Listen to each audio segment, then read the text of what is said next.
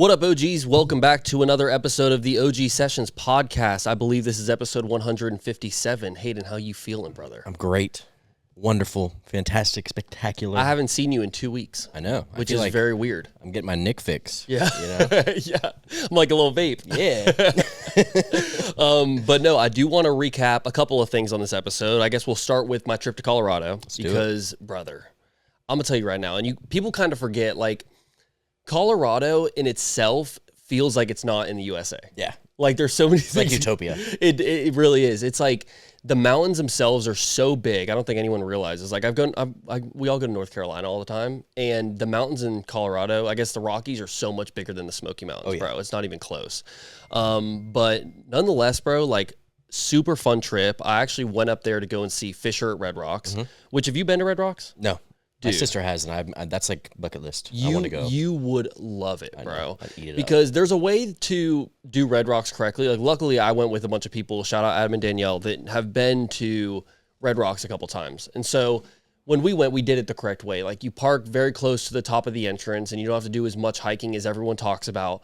But the venue itself was so much bigger than what I was expecting, dude. Yeah. Like, Red Rocks is huge. And for anyone that hasn't been there, hasn't heard of it, I'm sure most people have, but it's like a amphitheater style setup between these two giant, obviously, red rocks. Natural amphitheater too, which is cool. Yeah. And the history behind it's really sick too, bro, because it's like, I mean, I didn't even read into all of it, but like Red Rocks has been there for a minute, bro. And some of the people that have gone and performed there, I mean, they've done everything from like comedy acts to musicians. You've got bands, you've got DJs, and it's literally the perfect venue for like anything. Yep. If you go down there like yearly schedule, it's like Dave Matthews Band and then Fisher and then like Adele. It's like it's all over the place. So I'm not gonna lie, we tailgated for a good 4 or 5 hours before we even went in because they wanted to park at the top. That was like a big thing. Was like the people that we were with, they were all like, we got to get that top parking, and we made a day out of it anyway. Like we were actually, our Airbnb was super close to Red Rocks, which was nice. So we like woke up, didn't have to be in too much of a rush, and then got to Red Rocks and then tailgated for a little bit. Me and Adam actually went on a hike because Red Rocks during the day, it's like a, there's trails to hike around at, but then there's also like, you can go and just like walk up and down Red Rocks. Dude, in the mornings they do like a yoga class, which I didn't even realize. That's cool. Yeah. So you could go on like a Sunday morning, I'm pretty sure, to Red Rocks, and they have like hundreds of people stacked everywhere. And before I went, I kind of was like curious about how big each step actually was. That's what I was curious. How big is those steps? Big. So it's nice because like if it wasn't big and you fell off, it's a pretty big drop. It's not like a normal stair. Like they've got stairs and it's probably like 2 stairs per thing. So it's like the next one down, like you could easily fall.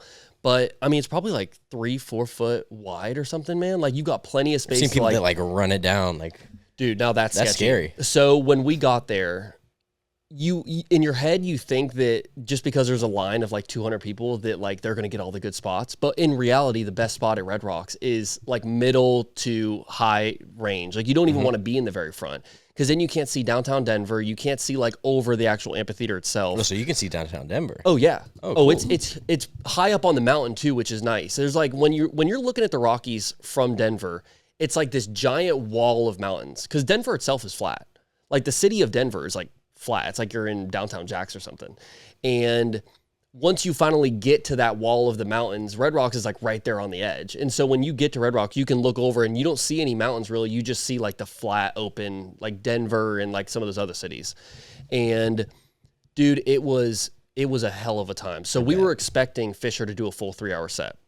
I think I actually mentioned it on the show. I was like, I'm pretty sure Fisher's is doing 3 hours, which would have been insane. But we got there, they had an opener, and then they actually brought in this other guy, Little Fritter, who there's a ton of conspiracy theories that he actually writes all of Fisher's music. Scott was filling me in on this. Like apparently everyone, because Fisher's such a like iconic like personality and everything, and like he's a character in himself. Like I think most people think that he doesn't really mix that much. They say that Chris Lake is who makes half of his music. Yeah, because him and Chris Lake do a ton of stuff together. And Little Fritter opened and was the perfect opener because he wasn't like super high energy, but it was like really good, like drum and bass, just like get you in the mode. And then right when the sun set, bro, Fisher came out and his intro was crazy. At a show like that, the production levels. Did you see the video that he posted where it was the recap of his intro? So his intro, it's like, it starts off, everything goes completely black. It's like after the first like couple openers go, there's like nothing for like 15 minutes. It's like completely silent, and they've got like some like ads up on the screens or whatever.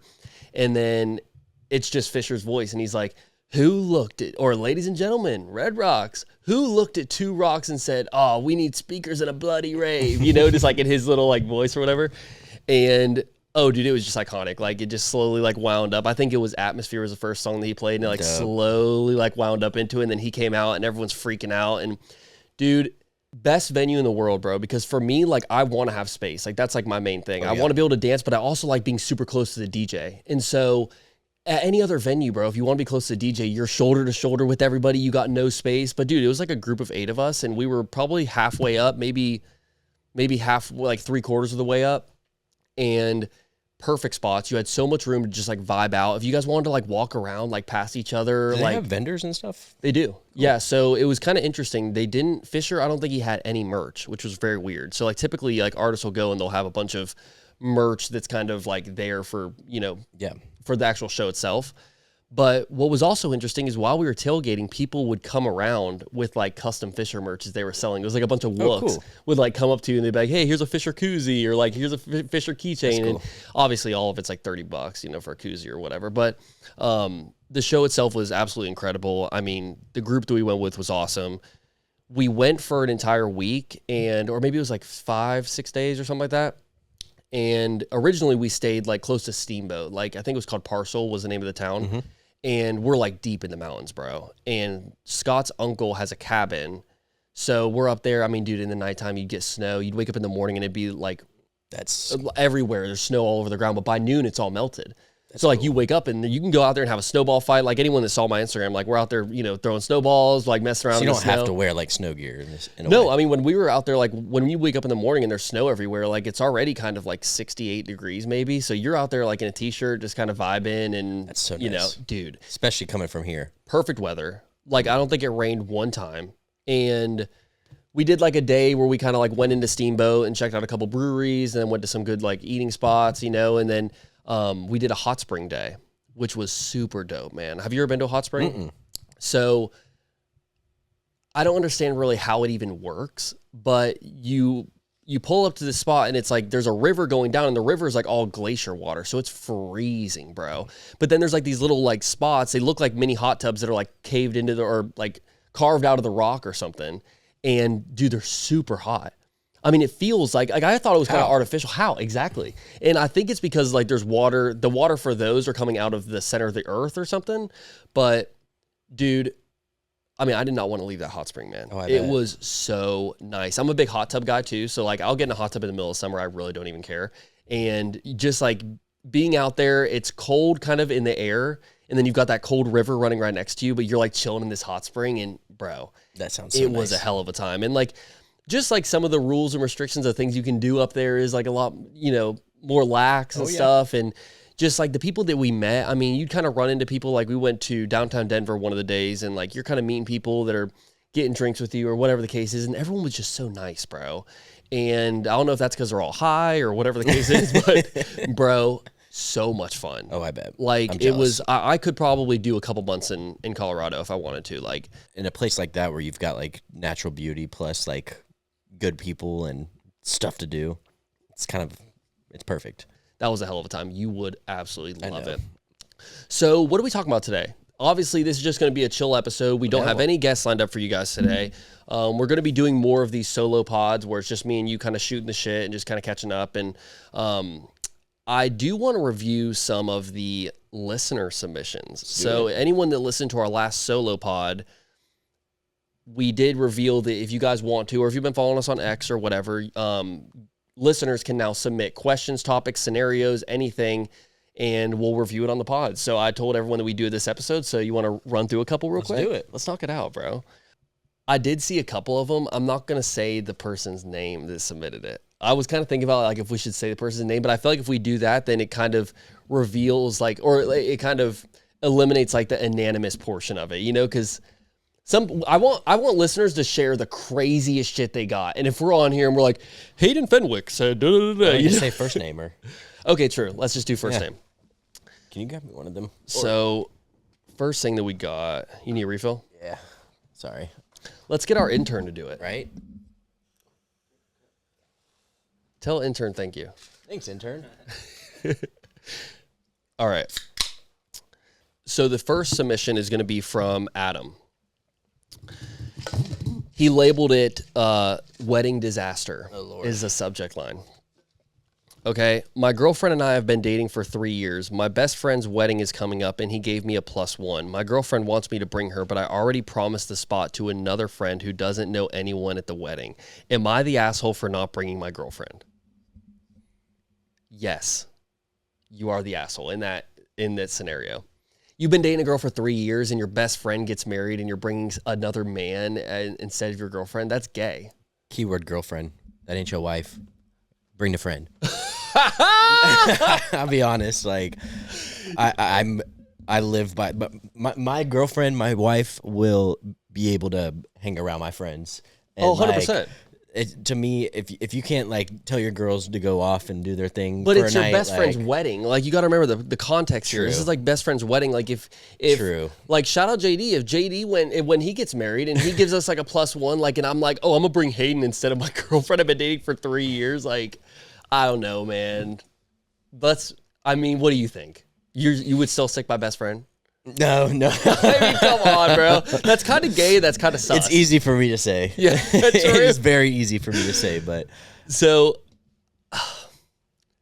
there are certain events where that is acceptable. Yeah. Like if it's something like a smaller event and you get 1+1, if it's like, your buddy is. Did the question say that they also knew does the girlfriend know? My girlfriend and I have been dating for 3 years and my best friend's wedding is coming up. Okay. Like, and I'm sitting here saying this, like your girlfriend should for sure know your best friend after 3 years, but like literally my girlfriend has not met my best friend. Like shout out JD, but fucking my girlfriend, no, Cassidy has not met JD. Really, Cass? Really, JD? Well, yeah, fuck out of here. Cass has been in Jacksonville the whole time, waiting on his ass to show up. Okay, let's get on to the next one. Okay. So this one is from... How do you submit one of these, by the way? So you can submit it by going to... You can either hit us up on Twitter and shoot us a DM on any social platforms, but also we post on Twitter and we're like, hey, just reply to this tweet with your scenario.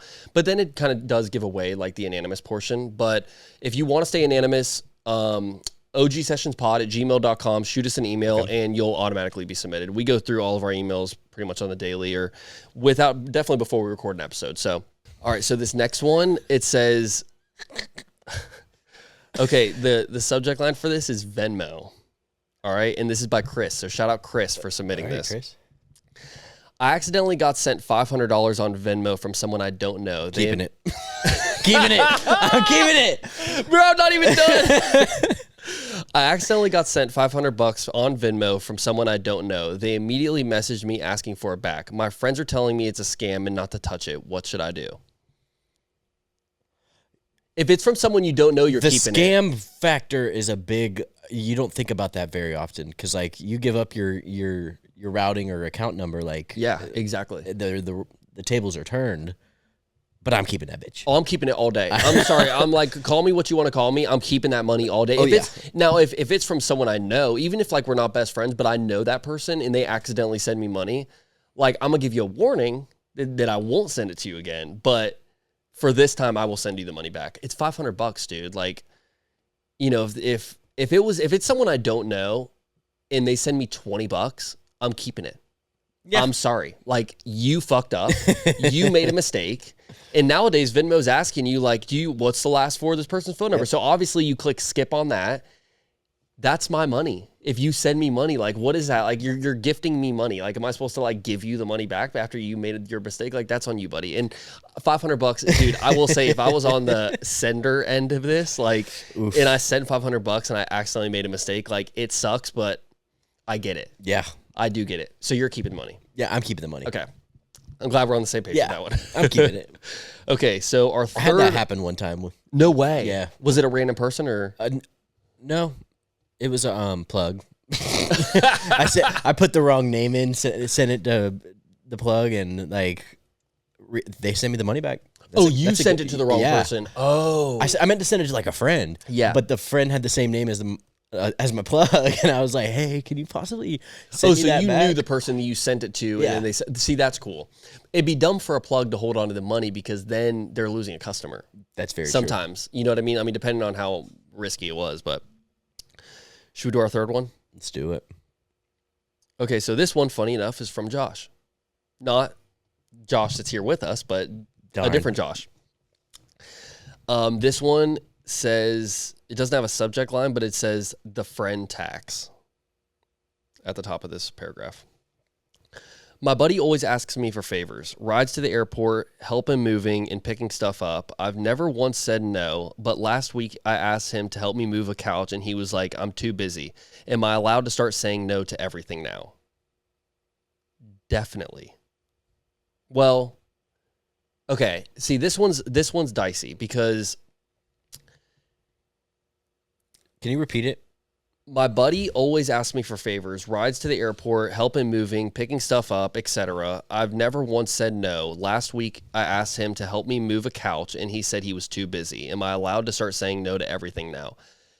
Yes and no. Like, now you can be a little, like, you don't, you know, if you were to ask me to do a bunch of things for you, I know that I'm just doing it for you just because you're my fucking friend. But I also know that if I ask for the same thing in return, especially something as simple as helping me move a couch, like you would at least say, yeah, I can do it maybe later on in the day or like maybe whatever, you know?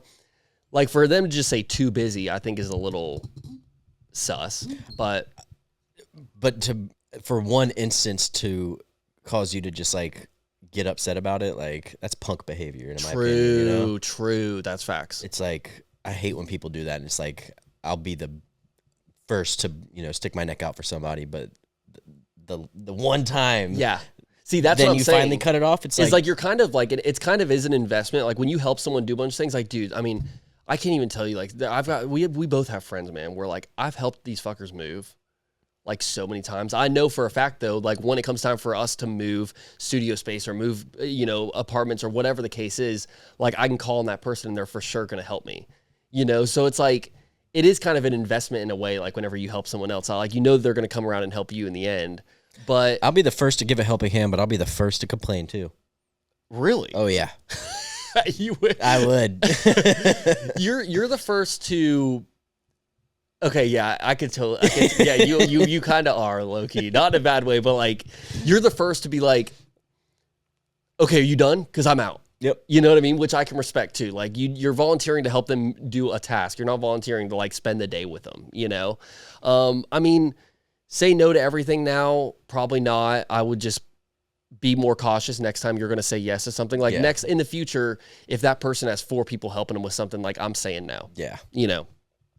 But also, dude, I don't hold grudges like that, man. Me neither. Like, I really don't. Like, I probably won't even remember. Like, if you hit me up 5 months from then and you're like, hey, I need help moving this, like, I don't even remember you saying no to me, So, like, you probably would be able to catch me helping again. So, I hope that clears that one up, Josh. I mean, I don't know. So, next one? Should we get into our next one? Okay. So, our next one is from Saeed. Saeed, I'm sorry if I'm pronouncing that wrong. But his message is, I found out my friends have a separate group chat without me. They've had it for over a year and they swear it's not personable or it's not personal. Is that believable? That's tough. If it's all your friends, like imagine our situation, bro. If it's like all your friends in a group chat and you just like weren't even added to it and they've been doing this for a year. So my thing about group chats is that I already have 7 too many of them. Yeah. So like, in a way, I'm not butthurt, but like, deep down, yeah. I'm the person. I want the invite. I will decline an invite 9 times out of 10. I still want the invite. Yeah, for sure. Like, I feel you. I on think that. the same principle kind of stands here. Is like, yeah, I don't know that. I always appreciate an invite. Yeah. And so it's not even that like I want to go to the event. I just like feeling included. Me too. That's the thing. Yep. I want to know that you thought about me and you're like, and sometimes, dude, like, and I'm sitting here saying this, but like, sometimes I'm getting invited to so much shit sometimes, like just with our friend group alone, they're doing something 3 times a week. I know. And so sometimes like I almost feel like the asshole because I'm saying no 90% of the time, just like how you are. But like also I love the invite. And so if I'm in this situation and there's a group chat made without me and it's been like that for over a year, I probably am taking it a little personal. They swear it's not personal, but I'm taking it a little personal for sure. Yeah. There's got to be an explanation.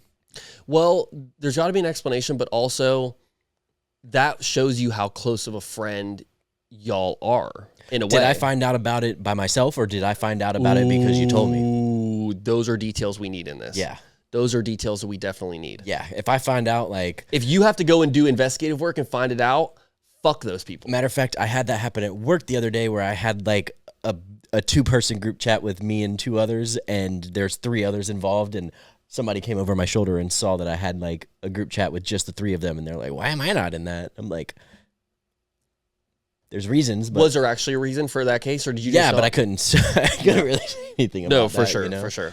In a way, like, it's funny how group chats work because but I'm also the first person to leave a group chat, and I never read group chats. Like, everyone that knows me knows that if I'm in a group chat, I'm not even saying anything in it anyway. Yeah.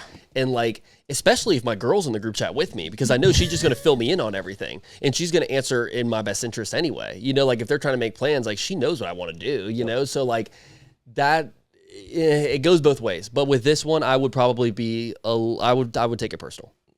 In this case, I would take it personal. Sorry.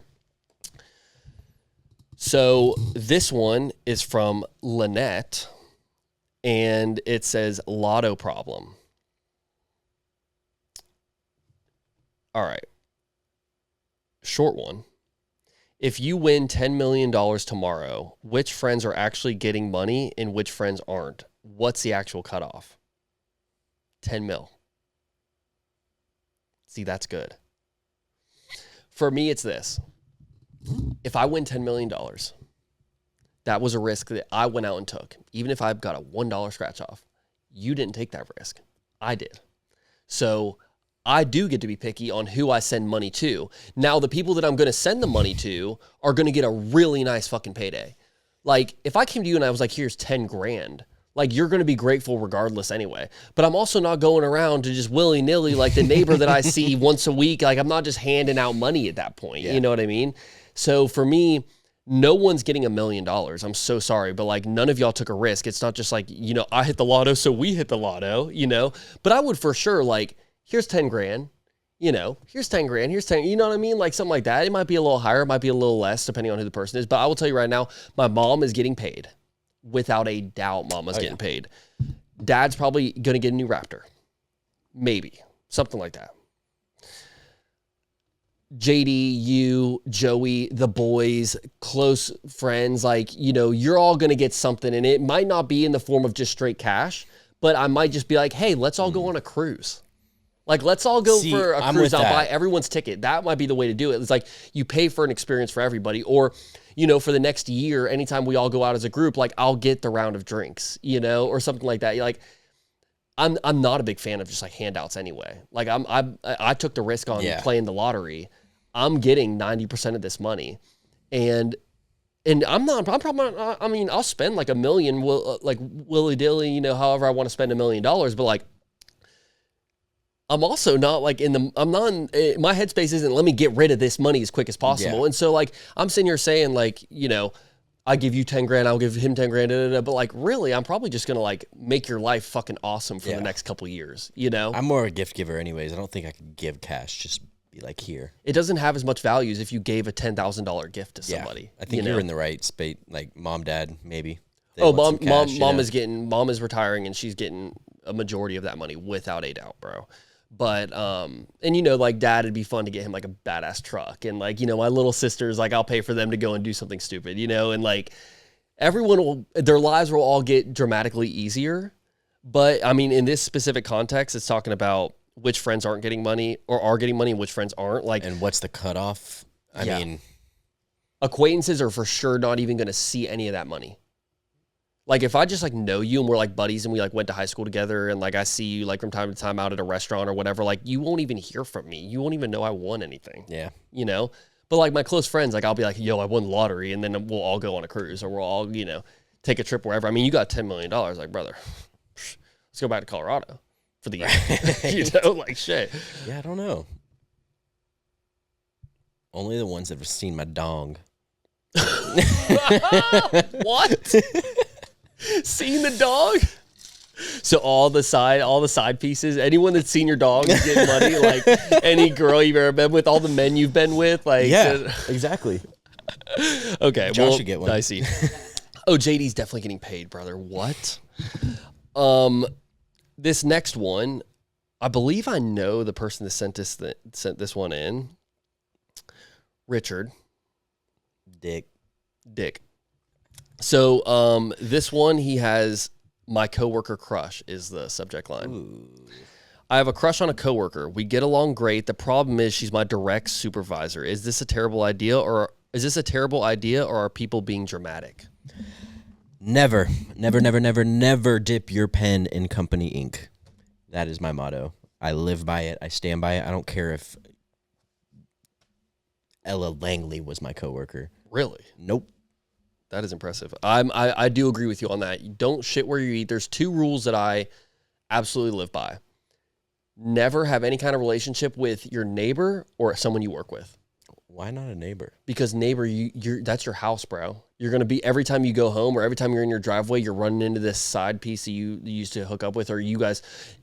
The way that he's saying this one in particular is like, we get along great and I have a crush on her. That's different than you just having a one night stand. Like if you and your neighbor have like some kind of like a little one night stand thing or whatever. I don't know what I was thinking about with neighbor too, anyways. Sleeping with a neighbor. Yeah, for sure. Or like, I mean, sleeping with the neighbor, but also like you have like some kind of crush and you guys are like talking and you go through the whole relationship thing. Like never a neighbor, never someone at work. Never we can agree with that. Oh yeah. Terrible idea, or are the people being dramatic? Terrible idea. Terrible idea. Terrible idea. That is never a good idea. No. I just, God forbid you decide to ghost them or like leave them hanging. Like you see that person. That's what I'm saying. Not everybody can just play stuff cool and just like, I don't know. It's very rare. I could play anything cool. I don't even know. You are good at that. I mean, we still know people where it's like, you guys have either talked or whatever in the past and like no one would even know. Yeah. Which is a really good trait to have. But typically, I mean, in like the male perspective of this, typically the female will get way more hurt anyway. Yeah. And so it's like, it's just better to avoid it if you can. A lot of companies are frowned upon. Like you can't even do it. Oh no, you'll be like the supervisor would be fired. Yeah. If they found out about it. If it's a direct supervisor, like I'm pretty sure it says my direct supervisor. So like you can't do that anyway. That's against company policy and you'll be fired. So even if you guys do end up having the relationship, you got to keep it secret.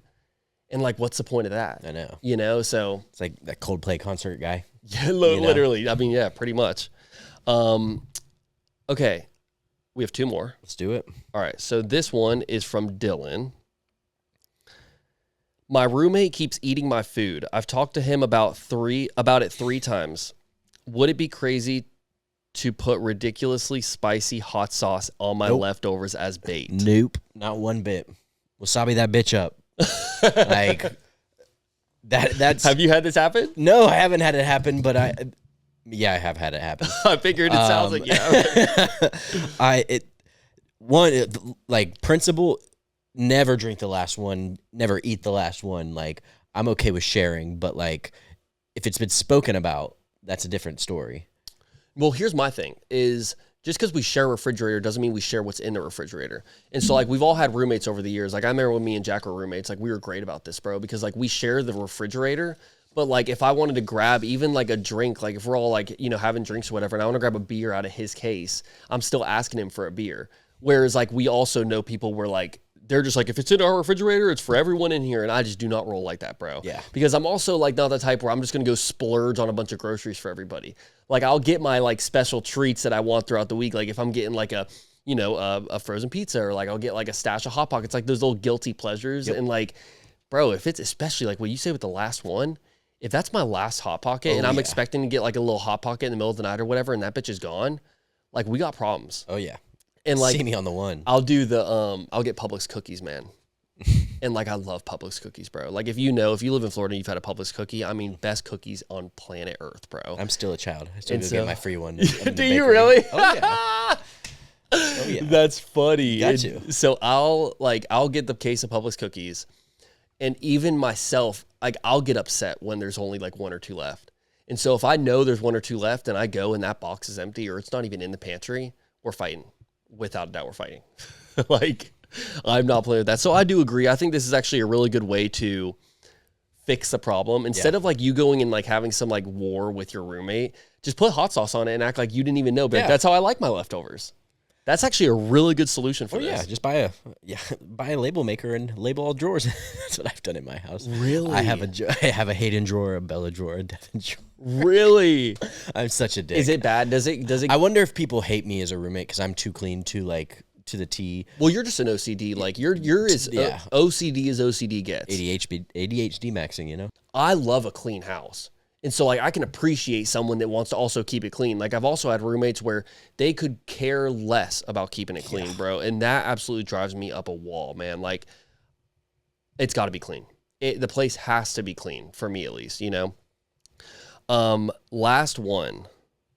All right. So this one is from Jacob. The subject line is X follow request. My ex from 4 years ago randomly followed me on Instagram. We haven't spoken since the breakup. What's the move? Accept, ignore, or block? It depends on where you're at with life right now. That's the thing. The ex. It depends on the ex, but it also depends on where you're at right now. Because if you're on like there's a reason you guys are exes. Let's not forget that. There's a reason that y'all aren't together right now. And if you're in a really good spot right now and you got the momentum going and like you're doing everything good, you don't want to bring in that negativity from whatever broke y'all up. I also believe in people changing. My foot started tapping. This fired me up real quick. I was like, wait a minute. Yeah, where are you at with this? Because like I know we've both had some pretty crazy exes and like it depends. Yeah, that depends the ex. I mean, I'd say I'm like 50-50. I got the 50% of the exes that I would never even I would reblock and never, no. But then I have the exes where I'm curious what they've got going on. To me, an ex-girlfriend is like a chapter in my life. I refuse to throw away. I don't throw away pictures. I don't delete photos unless like the new crazy ex makes you. Unless they're real crazy. Yeah. But like exactly. But I've just it depends the ex. Yeah. It really depends on the ex, but it also depends like for me, like the temptation, or not the temptation, I should say, but like the curiosity is always there. Like whenever you break up with someone, like you were spending every single day with this person for years on end, and then y'all break up, and like 2 years ago down the line, you're like, damn, I wonder where they are at with life, or just like, you know, you're just kind of curious to check in or whatever. Like I've never gone back to an ex. Like I've never, once the communication has been broken off, like where we're done, I have completely never go back. Because for me, like typically if me and someone have broken up, like it's not that it was an ugly breakup, but like I'm glad to be done with it. You know what I mean? Like I think majority of the time, except for one, I've broken up with all of my exes. And so it's like once I made that decision, I was like, okay, I don't even want to talk to you again. Also, I know that like opening up that communication or keeping the communication open like leaves room for this to happen again, to where like you guys do kind of re-spark or whatever, because there's always going to be a part of your ex that you low-key love. I mean, you dated the person, you know what I mean? And like y'all had a good relationship, but then now you're broken up.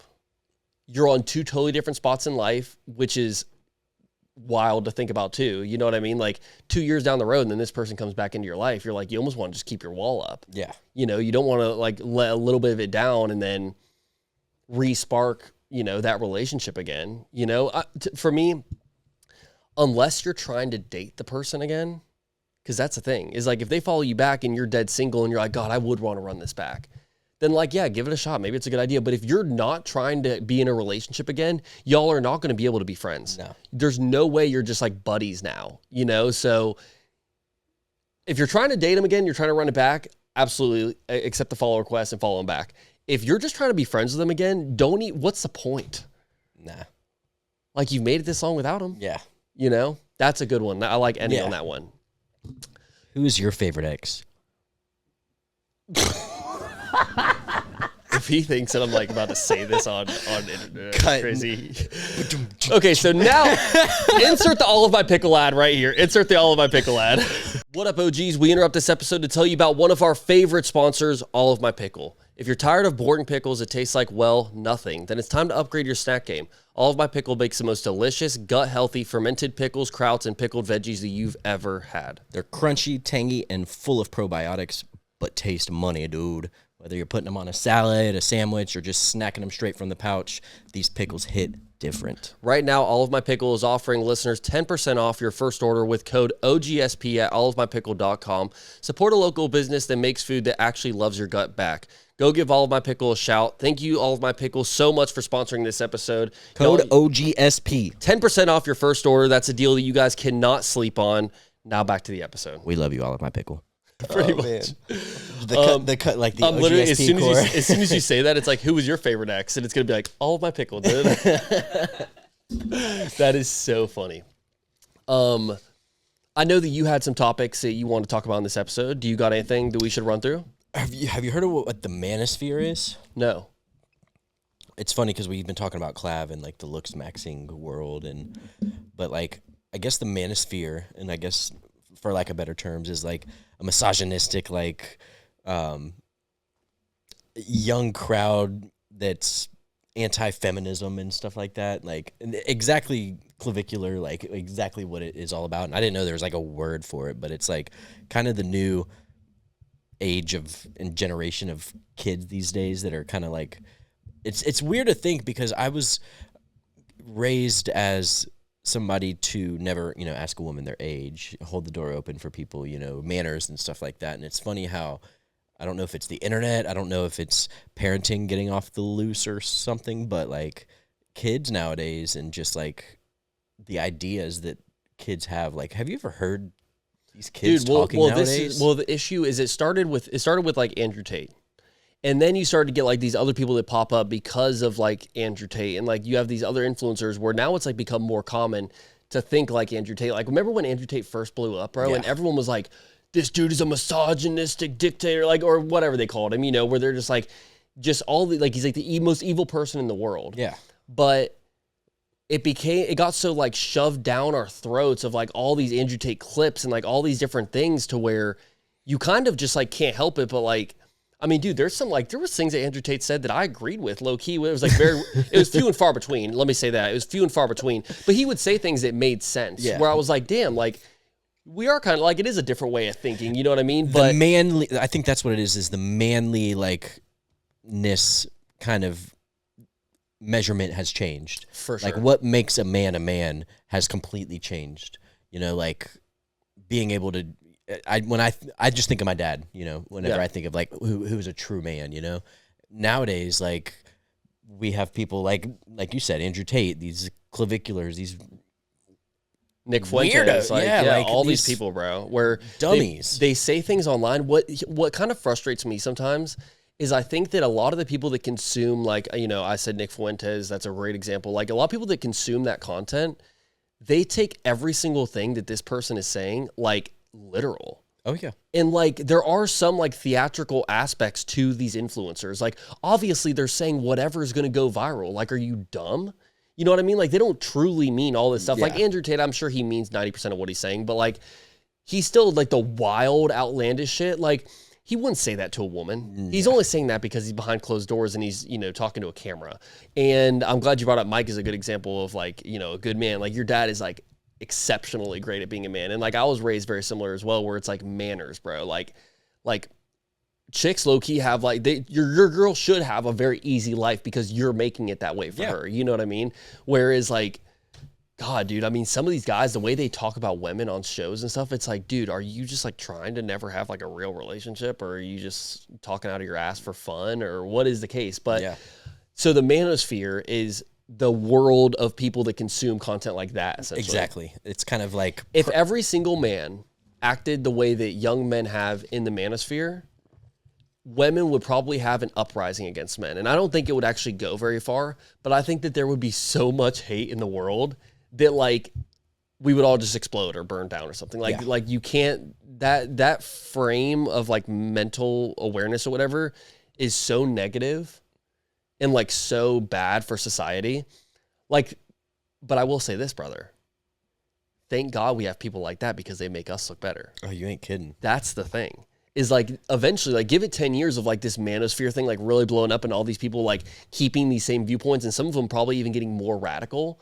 Like, brother, we're gonna look like saints. Well, that's the other thing too, is that You like know? you got all these like kick streamers and stuff, and like their whole world exists around like pulling girls and like pulling chicks and stuff, and like watching another man like try to spit game is one of the most cringe things I think another man Have can you experience. seen that dude? He's like, bro, he's got to be like 5'4". His name is I think his name is 225 or something, or 223 or something. But he's this dude, and he's got these like he's got the pit vipers on. He walks around downtown Miami. I think it's Miami, shirtless, and he's got like the same tattoos that 6ix9ine has, where it's just 6ix9ine's everywhere. His just says 225 everywhere, and he'll just approach random women on the street, and he's like, just so rude the way that he approaches a woman. You know what I mean? He's like, "What's up, baby? What you doing?" And like goes up to him and like tries to be this hard ass. And the clips that go viral of him are the ones of him failing. And I saw one clip recently where this dude went up to like 10 chicks and he was like 0 for 10. Like he would like spit some game to him and like the girls just wanted nothing to fucking do with it. And like he went up to these two moms that were sitting there eating lunch in South Beach, Miami, and like started spitting game, and you could tell both of them were just like, what the fuck is this kid doing? Take away the fucking meta glasses, man. Oh, take away the meta glasses, but also, dude, like the issue, and I will continue to stand on this hill, the issue with like these IRL streamers that are blowing up, like pulling chicks, is not the streamers. It's the people that fucking watch them.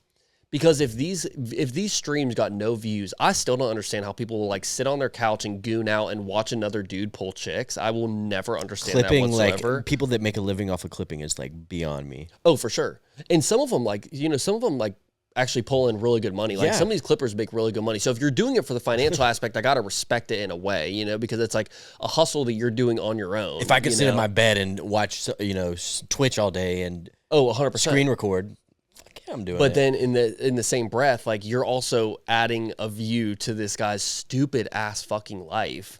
And you know what? We're sitting here calling it stupid and like bashing the people that are watching it, but me and you were sitting here talking about it. Yep. So it's like, you know, maybe we're part of the problem too. Who knows? But in the same breath, like, brother, the Manosphere is so fucking dumb. And it kind of, in a way, like I love it because it makes us look better, but I hate it because I'm like, where did like chivalry is dead. Like being a good dude is like dead to like a lot of younger people. I mean, you know, shout out JD. JD's got 2 younger brothers that are like living through this area right now. And it's like, I mean, I don't know, Josh, are they kind of like, do they kind of act like that sometimes? Like, do they kind of goon out and like act like, you know, degenerates? They just live and breathe baseball and don't. Good. Yeah.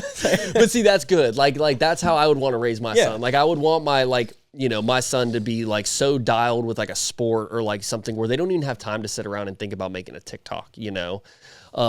There's this kid named Jay Fletcher or something like that. He's training his little 2 or 3-year-old kid to play baseball. And it's like, that's what I would picture like parenting. Sure. Like drop the phones, like let's get out, let's get in the yard, let's throw wiffle balls, like let's teach these kids how to play sports. It's going to be very difficult, especially if like we end up having like, you know, if one of us has a kid that's just like a complete nuisance and like a pain in the ass, bro, it'd be very hard to do this. But like, I really don't want to give my kid a tablet or a phone until they're like 12 or like 15 maybe or something, you know? And even then I want them to do the same route that I took. I want to give them like a friggin' flip phone, you know, something where it's like they can't sit around. And what sucks about that though is they're going to go to school and all their friends have one.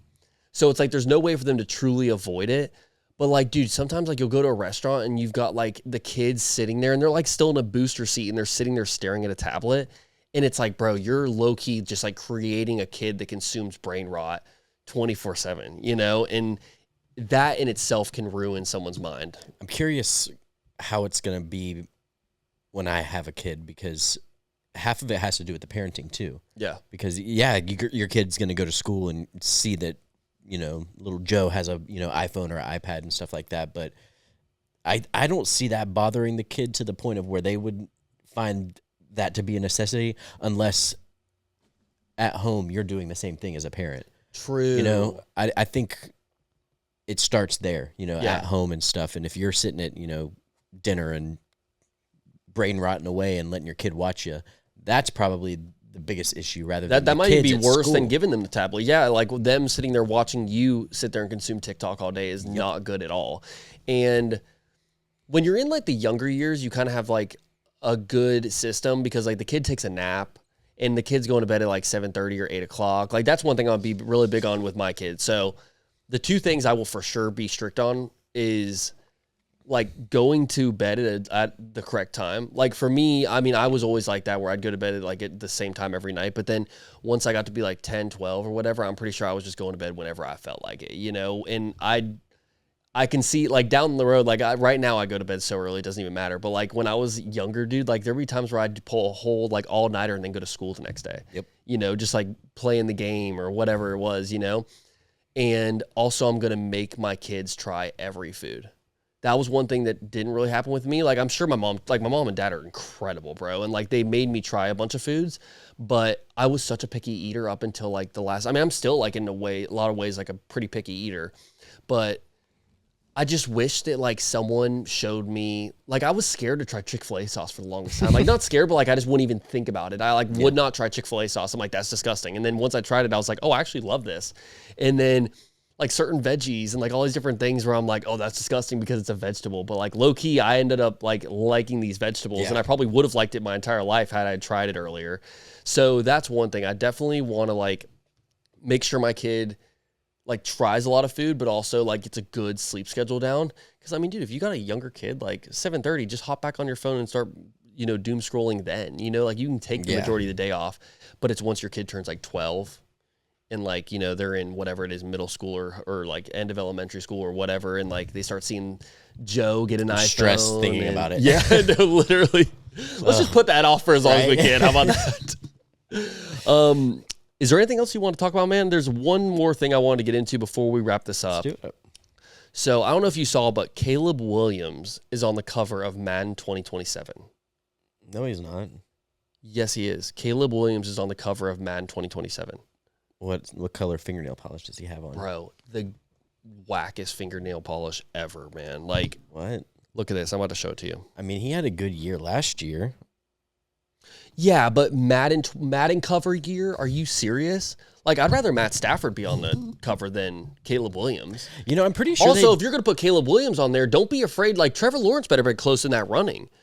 Because, for one, Trevor Lawrence would look way better on the cover than Caleb Williams. But also, Caleb Williams, the Bears had a solid team and didn't make it happen. Who was last year? Saquon in the... Yeah, it was Saquon jumping over. I was about to say, there's no way that couldn't have been. See, I never played Madden. Look, here it is. They've got the fingernail. This is the deluxe edition, but they've got him with the painted fingernails, bro. And like, I'm sorry, but that's just not it. This is the official cover of him jumping. See, I'll give it to it. It's sweet. But Caleb Williams? Well, that's what I'm saying. I think the cover, no matter how they do the cover, it's going to look good. I'm not a Caleb Williams hater, but I am. He was number one pick in the draft. Yep. Number one overall pick. He goes to a team that low-key does have a ton of like opportunity and is like a growing team. It's not like he went to the Raiders, bro. You know what I mean? And he did take the Bears on a pretty good run last year. I'm not taking anything away from their run that they had last year, but like also they weren't the best team. He wasn't the best QB. If you had Caleb Williams in fantasy, you had like one of the worst fantasy QBs out there, bro. Like towards the end of the season, he got better, but like, you know, you're not taking this guy as a QB in the draft. You're maybe if we do a fantasy draft, when are you taking Caleb Williams? 5th round, 6th round? Yeah. 7th round even, maybe? Like if you want a backup QB, he's definitely not going to be my starter. Are you kidding me? And so for me, when I saw that he was on the cover, I was like, you're reaching. They're definitely reaching. Who would have been a better pick if you were to choose someone? Myles Garrett. Oh my God, Myles Garrett would be good. Myles Garrett probably has to be the best football player in the NFL. Which you saw he just got traded to the Rams. I'm happy for him. Yeah, but like to me, I don't know. I love a guy. I wish he would have stayed, at the Browns. You know who I would have been more happy with being on the Madden cover? Cam Scatterbo. He's more fun to watch than Caleb Williams, in my opinion. I'm not saying that I'm saying like just if I were to go like the lowest ranking player that I would prefer to have over Caleb Williams would probably be Cam Scatterbo. But to support your argument, last year, to me, although one ended totally different than the other, one ended injury, the other ended in the playoffs, but like to me, their value last year to their team is equivalent.